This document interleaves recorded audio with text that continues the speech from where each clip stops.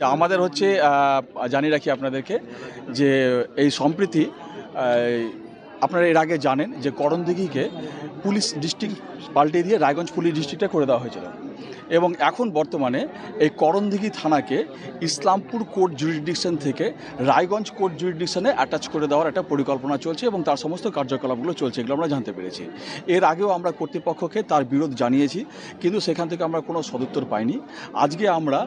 আজকে এখানে আমরা কোর্টে একটা শান্তিপূর্ণ অ্যাজিটেশন করছি এবং এখন ধর্ণা প্রদর্শন করছি এবং মেমোরেন্ডাম দিচ্ছি বিভিন্ন কোর্টকে এবং এসডিওকে, যাতে করণদিঘিকে ইসলামপুর কোর্ট জুরিসডিকশন থেকে রায়গঞ্জ কোর্ট জুরিসডিকশনে না করা হয়।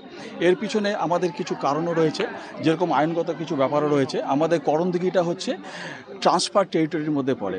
1956 সালে যখন সূর্যাপুর এলাকার যে অন্তর্গতটাকে বিহার থেকে বাংলায় নেওয়া হয়েছিল, সেখানে এই সূর্যাপুরী লোকদের কিছু প্রতিশ্রুতি